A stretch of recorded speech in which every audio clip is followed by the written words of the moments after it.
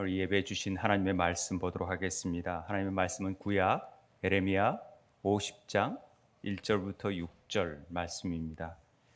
구약 예레미야 50장 1절부터 6절 말씀, 제가 가진 성경은 구약 1133쪽입니다. 예레미야 50장 1절부터 6절 말씀을 우리가 한 목소리로 하나님 앞에 봉독해 드리겠습니다. 함께 읽겠습니다. 여호와께서 선지자 예레미야에게 바벨론과 갈대아 사람의 땅에 대하여 하신 말씀이라. 너희는 나라들 가운데에 전파하라, 공포하라, 깃발을 세우라, 숨김없이 공포하여 이르라. 바벨론이 함락되고 벨이 수치를 당하여 모로닥이 부스러지며 그 신상들은 수치를 당하며 우상들은 부스러진다 하라. 이는 한 나라가 북쪽에서 나와서 그를 쳐서 그 땅으로 황폐하게 하여 그 가운데 사는 자가 없게 할 것임이라. 사람이나 짐승이 다 도망할 것임이니라. 여호와의 말씀이니라. 그날 그때에 이스라엘 자손이 돌아오며 유다 자손도 함께 돌아오되 그들이 울면서 그 길을 가며 그의 하나님 여호와께 구할 것이며 그들이 그 얼굴을 시온으로 향하여 그 길을 물으며 말하기를 너희는 오라 있을 수 없는 영원한 언약으로 여호와와 연합하리라 하리라. 내 백성은 잃어버린 양떼로다. 그 목자들이 그 길을 곁길로 가게 하여 산으로 돌이키게 하였으므로 그들이 산에서 언덕으로 돌아다니며 쉴 곳을 잊었도다. 아멘. 이번 주 우리는 한 주간 예레미야 말씀을 계속해서 통독하고 묵상했습니다. 특별히 열방을 향한 심판, 남유다뿐만 아니라 하나님께서 모압과 암몬 또 다메섹 여러 나라들을 심판하시는데, 오늘 이 46장부터 51장까지가 거의 그 열방에 대한 심판인데, 50장, 51장은 굉장히 양이 분량이 많은데 그 두 장 110절이라는 분량이 전부 다 이 바벨론에 대한 심판에 대한 내용입니다. 사실 읽기 좀 힘든 부분 아닙니까? 이런 알지도 못한 나라들을 하나님께서 심판하신다는 내용이 썩 즐거운 내용은 아닙니다. 그런 가운데에서 우리가 이 바벨론의 하나님의 심판에 대한 내용을 좀 주목할 필요가 있겠다라는 생각이 듭니다. 왜냐하면은 이 바벨론은 남유다를 멸망시킨 대표적인 나라입니다.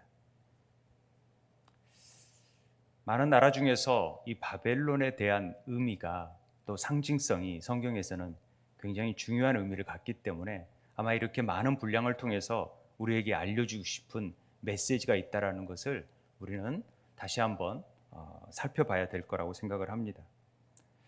예레미야가 하나님께 모태로부터 선지자로 부름을 받습니다.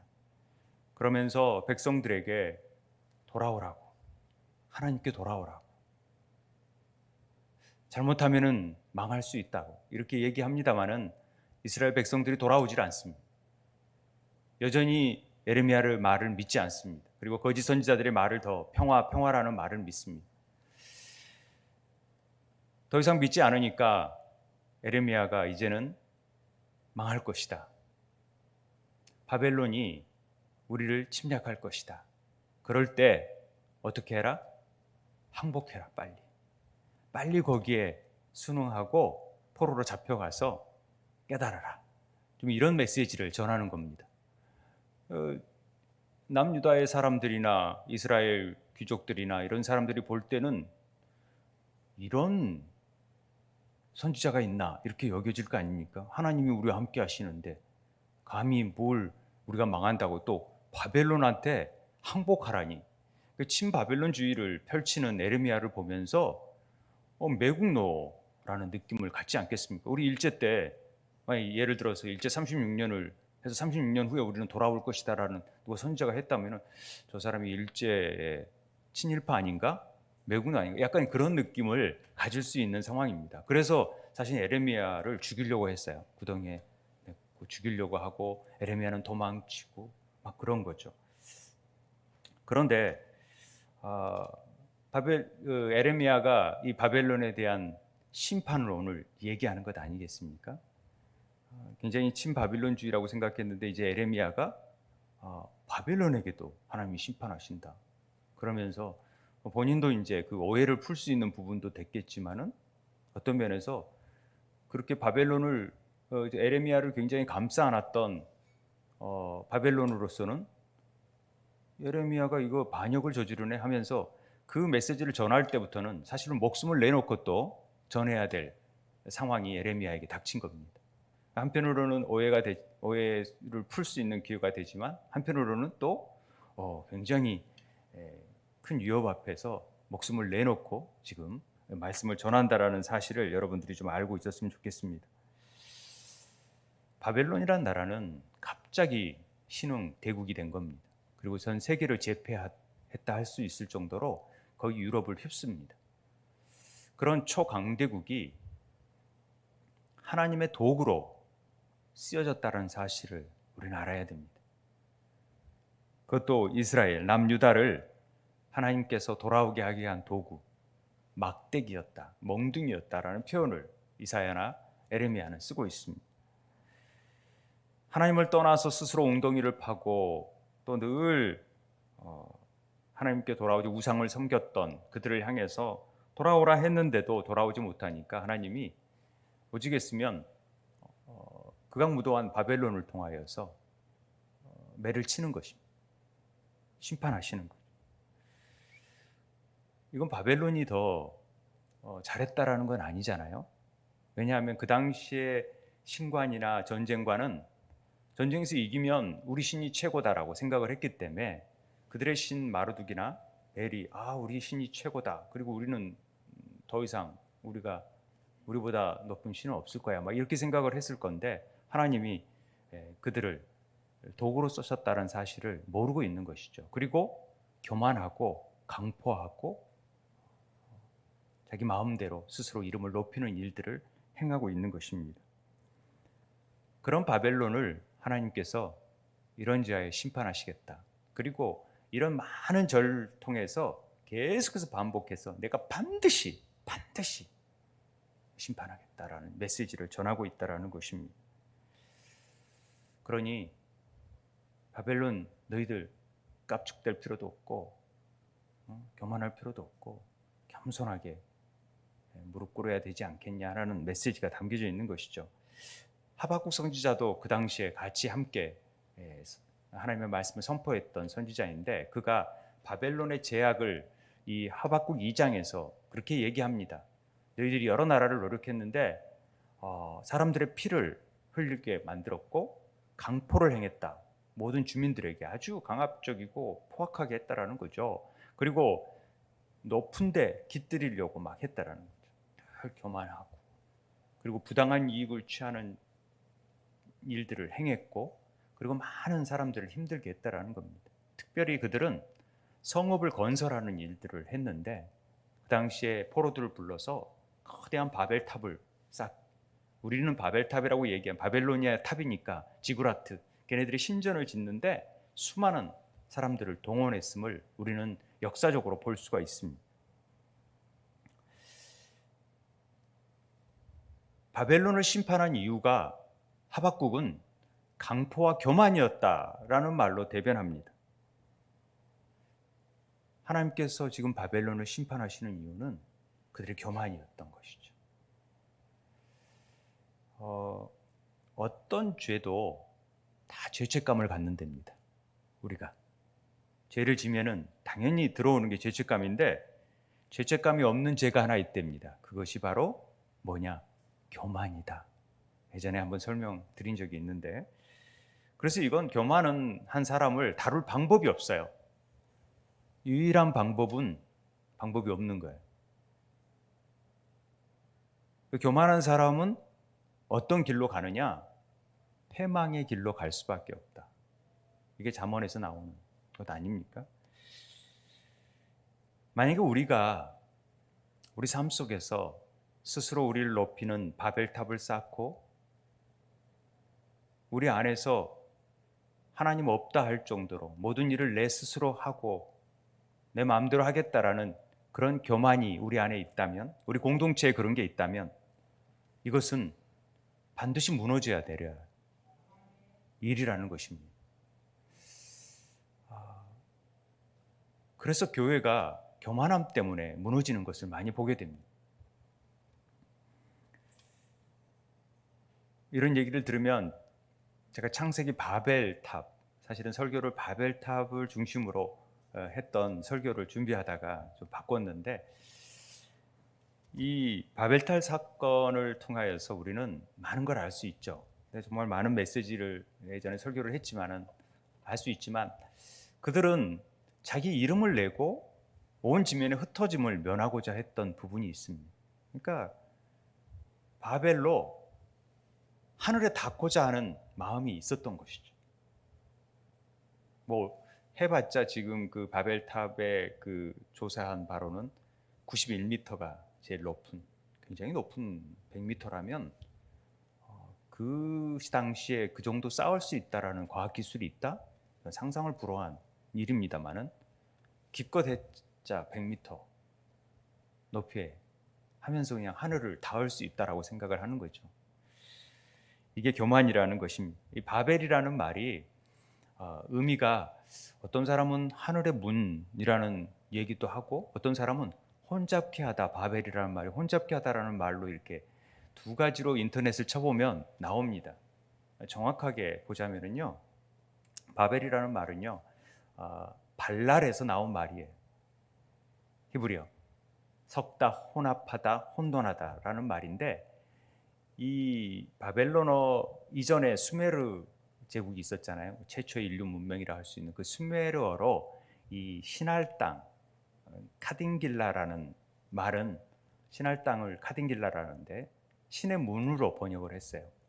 이 말들이 바빌론어로 변화되면서 바발리라고 되어지고 그것이 혼잡하다, 발랄이라는 말로 연결되어졌다라는 거죠. 이게 의미가 다른 의미가 아니라 우리는 문만 열면, 신의 문이라는 것은 문을 열면 하늘에 닿을 수 있다라는 생각을 가진 거죠. 그리고 문을 열고 신이 우리에게 내려올 수 있다라는 생각을 갖는 겁니다. 그렇게 됐을 때 스스로 그렇게 높아지는 것들은 우리 안에 혼란함을 자초할 수 있다라는 사실을 분명하게 보여줍니다. 하나님을 흩어버리시고 또 혼잡하게 하신 이유가 그런 맥락에서 있어서 창세기 11장 9절에 언어를 혼잡케 했다라는 말이 바벨과 같다라는 것을 우리는 알아둘 필요가 있습니다. 제가 세미나를 지난주 목요일 날 갔더니 그 교회에 어떤 게 붙어 있냐면 교회는 제가 교회입니다 라고 써져 있어요.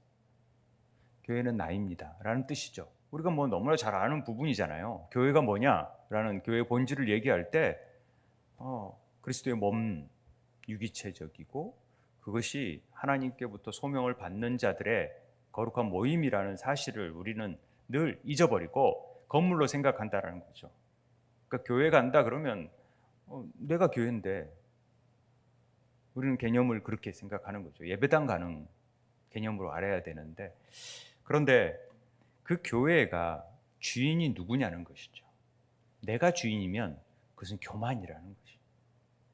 그것은 무너져야 되는 것이고, 누가 주인이 되어야 되냐? 바로 그리스도께서. 그분이 우리의 주인 되시고 그분이 우리의 머리 되심을 고백하는 겁니다. 그분에 따라 이 교회는 인도함을 받아야 되고 이끌림을 받아야 되는 것이 교회됨의 모습이라는 것이죠. 그런데 그렇지 못하다면은 무너져 내려야 될 부분이라는 것을 우리는 알아야 됩니다. 그래서 하나님은 그런 교만한 바벨론과 그의 열방들을 심판하시겠다고 분명히 말씀하고 있습니다. 오늘 본문을 보도록 하겠습니다. 이 1절에 보면은요, 1절에 보기 전에 분량이 아까 110절이라는 거대한 분량이 나왔다 그랬잖아요. 근데 한편으로는 왜 바벨론 같은 자를 써서 좀 더 선하고 더 더 하나님의 뜻에 합당한 자들을 써서 하나님의 일을 행하지 않고 저런 매를 드는 일들을, 깡패 같은 조폭 같은 애들을 써서 우리 아들을 교육시킬까라는 의문이 들잖아요. 그런 생각이 많이 들었어요. 그런데 하나님은 그런 자들을 통하여서 깨닫게 하시는 은혜가 있다라는 거죠. 이유를 알지 못하겠어요. 왜 그런 잔악한 사람들을 쓸까라고 생각했지만 하나님이 그래도 야 좀 잘 봐라 그랬는데 걔네들이 더 월권했는지 모르겠습니다만은 어찌됐든 여기서 제가 살아가면서 우리는 어떤 생각을 갖냐면요. 때론 나보다 약하거나 또 나보다 힘이 있거나 어떤 사람들이 우리를 굉장히 괴롭게 할 때가 있잖아요. 힘들게 할 때가 있잖아요. 인간관계에 있어서 저 사람이 나를 굉장히 힘들게 한다 라고 여겨질 때가 있습니다. 그럴 때 이게 왜 그렇지? 왜 저 사람이 나를 무시하지? 돈이 있다 그러나? 학력이 있다고 그러나? 높은 자리에 있다고 나를 깔아뭉개나? 막 이런 마음이 들 때, 그럴 때 있잖아요. 그럴 때 어떤 생각이 드십니까? 와, 언제 한번 캄캄한 밤에서 봐버릴까? 이런 생각은 안 하시겠지만 아니면 내가 빨리 떠나버려야겠다. 저 사람이랑 더 이상 만나지 않아야겠다. 이런 생각을 하기 쉽습니다. 그러나 그렇게 미워하고 원망하면은 우리에게는 전혀 발전이 안 되고 오히려 더 우리가 손해가 악화되는 일이 생겨나는 거죠. 내가 무언가 하나님 앞에 이런 일들을 겪게 하시는 하나님의 뜻이 뭔지에 대해서 생각해 봐야 돼요. 왜 이런 일들을 겪게 하지? 혹시 내가 자만한 부분이나 부족한 부분이 없었나? 하나님 앞에 내가 깨져야 될 부분은 없었는가? 하나님이 저렇게 나를 저런 사람을 통해서도 권면하시는 것은 뭔가 내가 느낄 필요가 있겠구나. 내가 회개할 부분이 있겠구나라는 것들을 한번 생각해 봐야 된다라는 것입니다. 그럴 때 우리의 억울한 문제나 또 우리의 말도 안 되는 일에 이렇게 어렵게 한다라는 부분에 대해서의 그 신호는 하나님께서 반드시 갚아주십니다. 그러니까 그걸 생각하지 말고 우리가 스스로 깨닫고 하나님을 먼저 만나는 것이 먼저라는 거죠.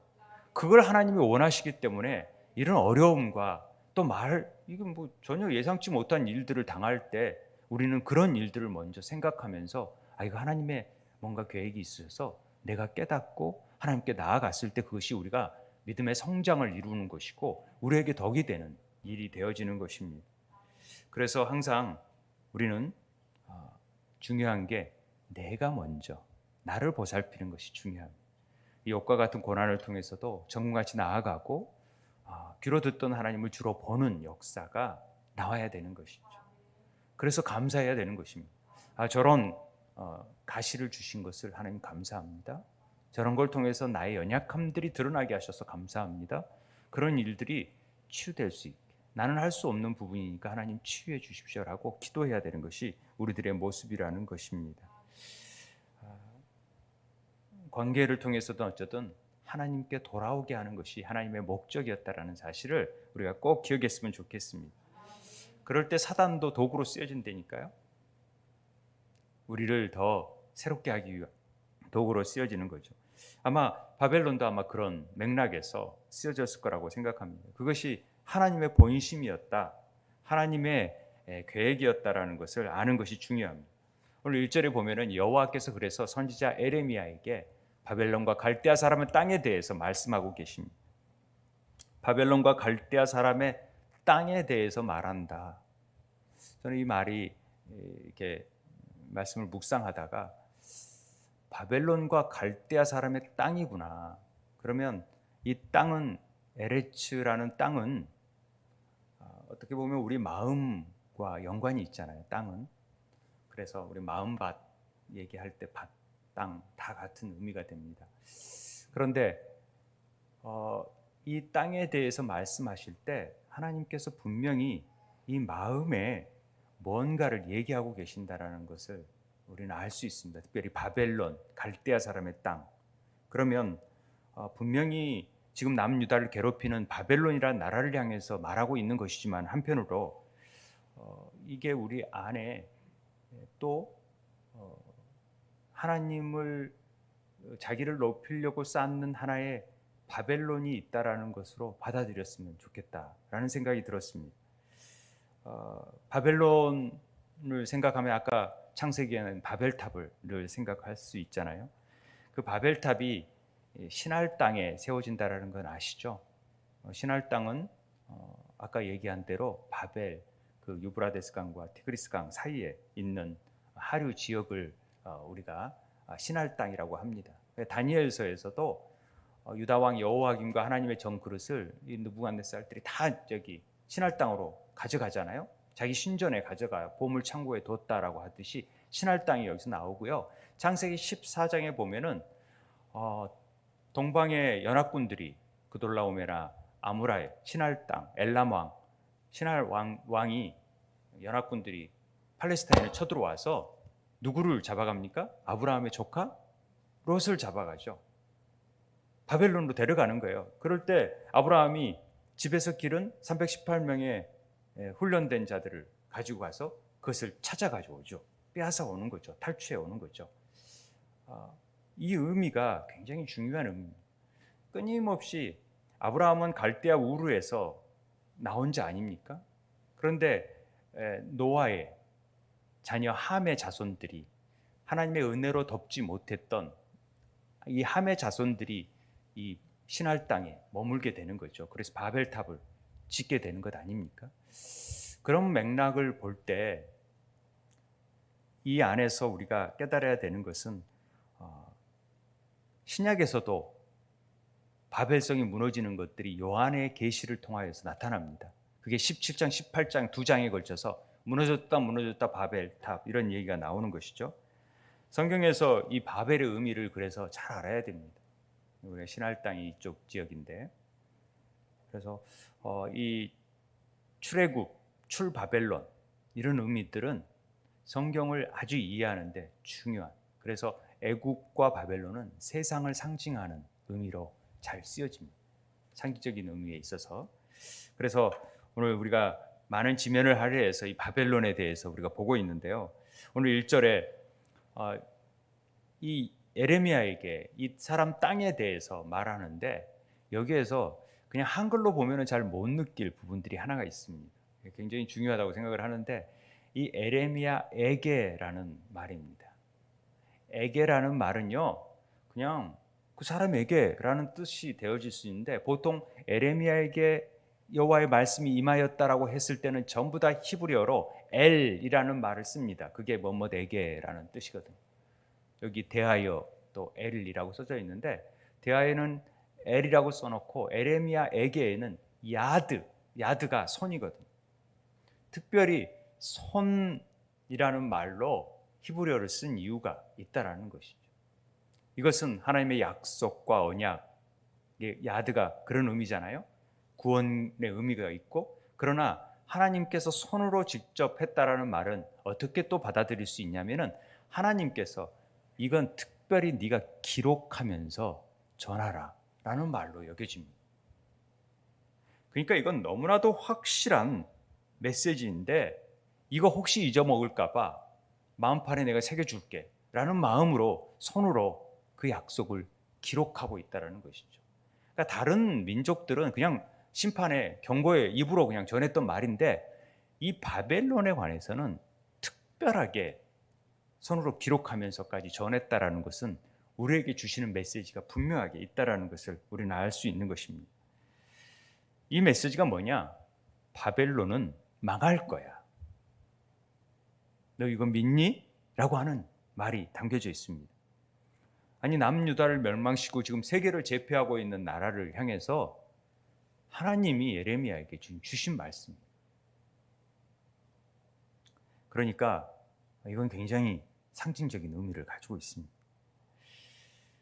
이 시대에 하나님을 떠남으로 사실 바벨론에게 포로되어 있는 자들이 꽤 많거든요. 스스로 높아지려고 하고 교만하고 남을 강포하고 억압하는 일로 인해서 우리 안에 바벨탑들이 많이 쌓여져 있어요. 이것들을 향하여서 하나님이 지금 말씀하고 있다라는 사실을 우리가 주목할 필요가 있습니다. 내가 그 바벨론에 대해서 지금 얘기한다. 너희 안에 쌓고 있는 그 바벨론에 대해서. 그러니 그 메시지를 잘 들어라. 자, 2절에 보니까 너희들 나라들 가운데에서 우리 함께 같이 읽어볼까요? 졸릴 수 있으니까 다 같이 한번 읽겠습니다. 다 같이 시작. 너희는 나라들 가운데 전파하라. 공포하라. 깃발을 세우라. 숨김없이 공포하여 이르라. 바벨론이 함락되고 벨이 수치를 당하며 무로닥이 부스러지며 그 신상들은 수치를 당하여 우상들은 부스러진다 하라.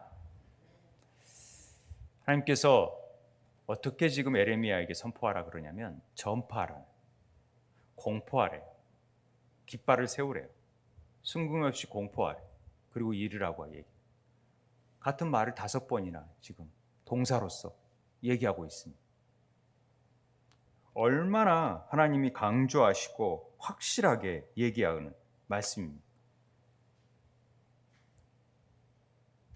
이 바벨론이 망한다라는 얘기는 쉽게 할 얘기가 아니거든요. 그런데 내가 확실하게 말하는데 바벨론은 절대 망할 수밖에 없어. 그들의 신 별거 아니야. 다 그냥 부스러지고 수치를 당할 거야. 이런 얘기를 하는 것입니다. 이 말을요, 바벨론에 지금 포로된 자들에게는 쉽게 받아들이기가 어려운 부분이에요. 일제히 침략당했을 때 우리 곧 해방될 거다 이런 얘기가 실감이 됩니까? 잘 안 되잖아요. 뭐 우크라이나인들에게는 러시아가 이제 전쟁이 곧 종식됐다라는 말이 굉장히 쉽게 여겨지고, 우리도 코로나가 곧 종식되겠다라는 말이 쉽게 여겨지지만 계속 닥쳐 있는 상황에서는 이 말이 막 믿겨지지 않아질 수가 있잖아요. 그런데 하나님은 지금 분명하게 얘기하는 것입니다. 세계 최강대국 그런 나라가 망한다고? 이게 믿어져? 지금 포로로 잡혀가서 고역에 시달리고 있고 힘들어 있는데, 그들이 예루살렘 성의 그 화려한 성을 보면서 너무 좋아했잖아요. 그러다가 바벨론으로 가보니까 와, 양주하고 뉴욕 맨하탄하고 그런 차이인 거죠. 양주를 무시해서 죄송합니다만은 시골과 정말 맨하탄의 그 휘황찬란한 막 이런 데가 있었어? 이들의 문화, 이들의 과학 발전, 이들의 탑은 상상을 불허하거든요.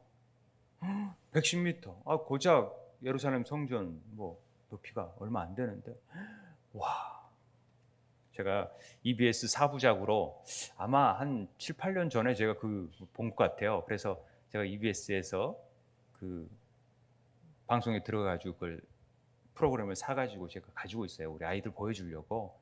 바벨론의 유대한 바벨론이라는 프로그램이 4부작으로 된 글인데 너무 좋아서, 근데 이번에 다시 방송에서 엊그저께 제가 하는 것을 봤어요. 그래서 제가 유심히 봤는데 거기에 보면은 이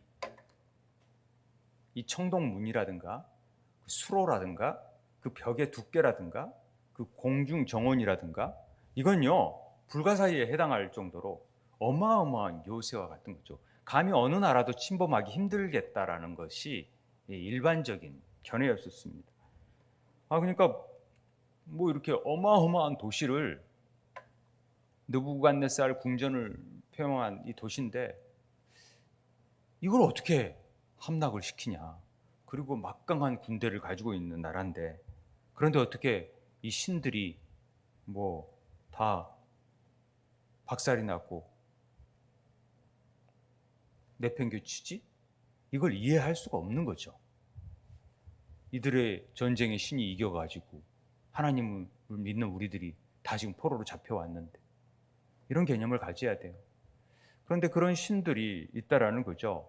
이 마르둑이 그들의 신이었는데 그들은 굉장히 최고의 신이라고 여겼었던 거죠. 그 마르둑의 아들이 느보, 그리고 벨이라는 말은 이게 바알을 바벨론어로 보면 벨이라고 이렇게 했다라고 보통 그렇게 알려져 있습니다. 어찌됐든 이런 것들이 나뒹굴게 되어버린다라는 거죠. 이건 우상이라는 거죠. 하나님이 그렇게 선언해 버리시는 것입니다. 이거 우리야 이해를 되지만 이스라엘이 볼 때는 이게 이해가 잘 안 되는 거죠. 그런데 하나님께서 그 신상, 아차부, 우상은 이 길룰이라는 말인데, 이 길룰이라는 말이 완전히 깔아뭉개는 말입니다. 하나님, 야 그건 볼품없는 막대기야. 니들이 최고로 믿는 신이 그냥 한낱 막대기. 더 좀 사실적으로 얘기하자면, 야 길에 흘려있는 개똥이야, 이런 느낌. 이렇게 볼품없는 말이거든요, 길룰이. 그렇기 때문에 이런 우상들이, 야 그런 똥덩어리들을, 야 그거 다 버려버려, 내가 다 치워버리겠다라는 식으로 지금 완전히 얘기하는 것 아닙니까? 그러니까 하나님께서 완전하게 다 쳐버리겠다라는 겁니다. 어떻게 해요? 그게 3절에 나오는, 이는 한 나라가 북쪽에서 나와서 그를 쳐서 그 땅으로 황폐하게 하여 그 가운데에 사는 자가 없게 할 것이라. 사람이나 짐승이 다 도망할 것입니다. 북쪽에서 나온 나라가 있었어요. 그게 우리가 알고 있는 바벨론을 멸망시킨 페르시아입니다. 그 당시에 메대와 바사가 페르시아거든요. 메대와 바사는 굉장히 작은 나라였어요. 감히 낄 수도 없는 미약한 나라가 그 하나님이 나라를 일으켜서 거기에 장수가 고레스입니다. 고레스가 왕이 돼가지고 고레스를 통해서 이 바벨론이 손쉽게 멸망당해 버립니다. 그들이 멸망시킬 때 실제적으로 멸망시키는 거죠. 다 도망가고 이 가운데 살아남은 자가 없게 되고 사람이나 짐승이 다 도망쳐 버린다. 이 도망친다라는 말이 누드라는 말인데 막 이리저리 다 사방으로 흩어져 버릴 거라는 것이죠. 그리고 막 불쌍히 여길 정도로 슬퍼하고 애도할 수 있는 말이 이 누드라는 말입니다. 그러니까 바벨론의 그 찬란한 문화와 역사, 이런 것들이 고대 발굴에서 막 독일 사람에 의해서, 그다음에 영국 사람에 의해서 다 발견이 되고 그들이 막 다 가져갔잖아요. 그런데 그 이라크에서 나온 그 물건들을 보면은 이들이 역사가 얼마나 되냐면 110년밖에 안 돼. 그런 강대국이 110년 있다가 사라져버린 나라였다라는 거죠.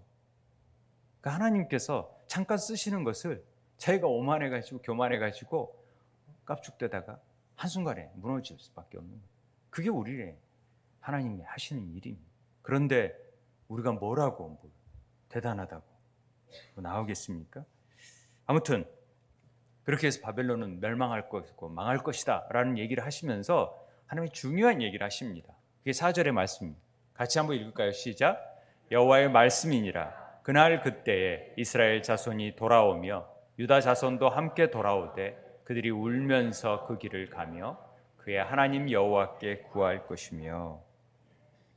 여호와의 말씀이니라. 하나님의 본심이 이제 나옵니다. 자, 바벨론이 망하게 되는데 그제서야 이스라엘은, 유다는 돌아온다는 거예요. 그리고 그들이 울게 된다는 거죠. 회개하게 된다는 거예요. 그리고 그 길을 가면서 여호와께 구하지 않았던 삶이 여호와께 구하는 삶으로 될 것이다. 이렇게 말씀하고 있습니다. 언제요? 그날, 그때.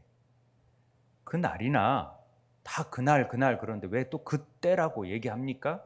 이건 분명히 반드시 온다라는 얘기를 반복해서 하고 있는 것이죠. 그 시와 그때는 반드시 온다. 그날이 온다, 그때는 온다, 그냥 왔으면 좋겠다가 아니라, 올지 몰라가 아니라 정말 온다라는 것입니다. 그래서 그날 그때에 돌아올 거니까. 이게 이제 다니엘이나 에레미야가 얘기했던 70년 만에 돌아온다라는 얘기 아닙니까? 그날이 심판의 날입니다. 바벨론에. 그러나 우리에게는 뭔 날이에요? 구원의 날이죠. 그게. 그런데 내 성 안에 바벨론에 포로되어 있는 자들한테는 늘 불안하고 그날이 언제일까의 염려가 오고 늘 걱정이 들고, 이런 노역 가운데 우리가 살아날 희망이 있을까라는 생각이 들지 않겠습니까? 그런데 하나님께서 분명히 그 때가 와. 하나님의 때가 분명히 있어. 너희들 절대 잊지 말고 그제서야 하나님 너희들이 찾게 될 거야. 그런 얘기를 하고 있는 것입니다. 하나님이 우리를 망하게 하려는 게 아니라는 거죠. 재앙을 주려는 게 아니라는 거죠. 깨닫게 해서 돌아오게 하려는 아버지의 마음이 있다라는 것을 아십니까? 하나님의 마음은 그거 하나예요. 돌아오게 하고 싶은 거예요. 그래서 매도 때리고 칙질하고 집 나가 너 이놈 하는 것은 정신 차리고 제대로 일하라고 하는 것이죠. 예레미야 29장 11절 우리 너무 잘 아는 말씀이잖아요. 너희를 향한 내 생각을 내가 아나니 평안이요 재앙이 아니니라. 미래와 희망을 주는 것이다. 지금 모든 일들이 지금 너희에게 더 잘 되라고 하는 얘기지 지금 너희들 힘들게 하려고 그런 게 아니야. 그러니 포기하지 마. 지금 이걸 잘 견뎌내. 이 가운데에서도 소망을 잃지 말고 하나님께 구하고 하나님께 돌아와 라는 메시지를 전하는 것입니다. 그 성이 무너질 때 많은 사람들이 회개할 것입니다. 눈물을 흘릴 것입니다. 하나님 잘못했습니다. 흘리지 않던 눈에도 눈물이 흘리게 될 것이고, 그리고 포로기가 끝날 때 정말 저 막강했던 정말 이 죄악이 사라지지 않을 것 같은 죄악이 어느 날 사라지는 것을 보게 될 때 깨닫는 거죠. 하나님 살아계시는구나. 하나님 정말 역사하시는구나. 말씀대로 하시는 분이 우리 하나님이시구나. 그 하나님을 내가 믿는구나. 내가 그 하나님의 자녀됨이구나. 이걸 알아야 되는 것이죠. 이걸 깨닫지 못하고 늘 다른 사람에게 그걸 찾고 다른 사람에게 구하고 동맹국에게 찾고 다른 힘을 의지한다는 것은 잘못된 것입니다. 다른 우상을 구하는 것이 되는 것이니까요. 그래서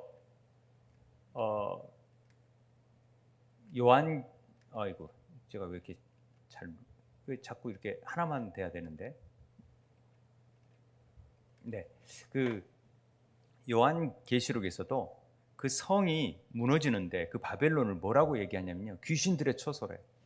각종 더러운 영이 모이는 곳고 각종 더럽고 가증한 새들이 모이는 곳이 바벨론 성인데 17장 18장에서 바벨론 성이 무너질 수밖에 없고 음녀라고 얘기하면서 말씀하시는 거예요.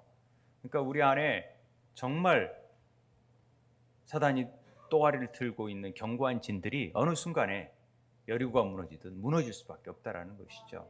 그 얘기를 하고 있는 것입니다. 그래서 5절에 그들이 그 얼굴을 시온으로 향하여 그 길을 물으며 말하기를 너희는 오라 잊을 수 없는 영원한 언약으로 여호와와 연합하리라, 이런 얘기를 하는 겁니다. 우리는 하나님의 성전을 향하여 나아가게 될 것입니다. 지성소를 향할 담대함을 우리가 얻게 되잖아요. 그래서 잊을 수 없는 영원한 언약으로 여호와와 연합하게 된다는 것이 연합. 여러분, 잊을 수 없는 영원한 언약이 뭡니까? 지난 시간에 우리 얘기했던 새 언약. 그게 뭐예요? 마음에 새겨진, 그리스도의 보혈로 새겨진 새 언약이, 그걸 통해서 우리는 여호와와 연합되어지는 은혜를 누리게 될 것이다 라는 얘기를 하고 있는 것입니다. 이 사건이 역사적으로 일어난 사건일 수 있지만 우리 삶 속에서 적용해 보면은 매일매일 삶 속에서 바벨론이 무너지고 우리는 그리스도와 연합되고 하나 되어지는 역사를 이루어야 하는 것입니다. 그것이 마음에 새겨진 새 언약입니다. 연합한다라는 말이, 라와라는 말은 나와 하나님을 묶는다라는 표현이에요. 에하드가 아니라 묶는다라는 표현이죠. 에하드는 완전히 하나 되는 것이고 묶어버리는 거예요. 아예 하도 돌아다니니까 아예 그냥 묶어서 못 가게 만들겠다, 그 언약으로 이렇게 얘기하는 것입니다. 우리는 만몬의 영에 묶여 있잖아요. 그리고 돈에 묶여 있고 물질에 묶여 있고 자식에 묶여 있고 사업에 묶여 있고 여러 가지 환경에 묶여져 있습니다. 그런데 그 묶임의 결박을 성령께서 풀어주시는 거죠. 자유케 해주시는 거죠. 포로된 데에서 자유케 하려고 내가 영을 부어주셨다고 말씀하잖아요. 그러니까 새 영, 새 마음, 새 언약을 통해서 우리에게 이 일들을 새롭게 하시겠다는 것에 에레미야가 그래서 우리를 온전한 성전으로 세우겠다라는 뜻이 에레미야잖아요. 그 일을 이루시겠다라는 것입니다. 바벨론은 무너지게 되어져 있습니다. 내 안에 자아가 무너져야 되고 자아가 깨뜨려져야 돼요. 그래야 십자가의 보혈 안에서, 십자가 안에서 자아가 죽어야지만이 내 안에 그리스도가 살아나셔서 그와 연합된 삶을 살 수 있는 것입니다. 한 가지만, 여기까지 사실 설교를 마치려 했는데 하나님의 마음이 느껴졌어요. 하나님 왜 우리를 이렇게 또 봐주고 또 봐주고 또 살려주고 또 살려주시죠? 우리가 무엇이 간데 왜 이렇게 말도 안 듣는데 그래도 기회를 주시고 또 그 하나님의 마음이 느껴졌어요. 그 보니까 6절에 보니까 내 백성은 잃어버린 양떼라고 말씀하시더라고요. 잃어버린 양떼이기 때문에 내가 찾을 수밖에 없는 거죠. 다 놔두고라도 내가 어디든 갔었든 이런 양을 찾아와야 되는 그런 마음이 있었어. 한 영혼이라도 잃어버리지 않기 위해서 나가는 하나님의 그 애타함이 있다는 것을 깨닫게 됩니다. 왜 이런 양들을 잃어버렸어요? 목자들, 그 당시에 지도자들, 왕들이 바르게 행하지 못했기 때문에 그렇습니다. 오늘날에도 마찬가지입니다. 영적 지도자들이 그래서 깨어 있어야 되고 하나님의 말씀 앞에 굳건히 서야 됩니다. 저도 그런 면에서 많이 부족합니다만은 그러려고 애쓰고 있습니다. 그래서 올바르게 양떼들을 인도해야 되는 거 아닙니까? 그러나 한계가 있습니다. 저는 저를 보면 안 됩니다. 저를 따라서도 안 되고 저를 좋아해서도 안 되고 저를 높여서도 안 되고 저는 그냥 가르치는 자면은 제 손가락을 보지 마시고 가르치는 이정표를 봐야 되는 거죠. 그게 누굽니까? 예수 그리스도이십니다. 그분만이 높이셔야 되고 그분만이 우리의 목자 되십니다. 그래서 요한복음에 나는 선한 목자라, 선한 목자는 양들을 위하여 목숨을 버리시다. 진정한 우리의 목자는 예수 그리스도이십니다. 그분만을 따라가야 되는 것이고 그분 안에 있을 때 우리 안에 참된 기쁨과 평안을 누릴 수 있고 더 이상 헛된 길로 가지 않는, 관역을 빗나가지 않는 진정한 하나님의 사람이 되어줄 수 있다라는 것입니다. 하나님이 늘 우리를 긍휼히 여기시잖아요. 또 배반하고 넘어져도 우리를 다시 불러주셔서 그럴 때 빨리 하나님, 저 이제 갑니다. 저 부족하니 하나님 있는 그대로 받아주세요. 그런 고백하는 은혜가 있게 되길 바랍니다. 우리가 돌아갈 수 있는 유일한 길은 뭐냐? 반역했고 배반했고 늘 그랬지만은 끊임없는 잃어버린 양떼를 바라보시는 하나님의 그 긍휼, 보혈의 피,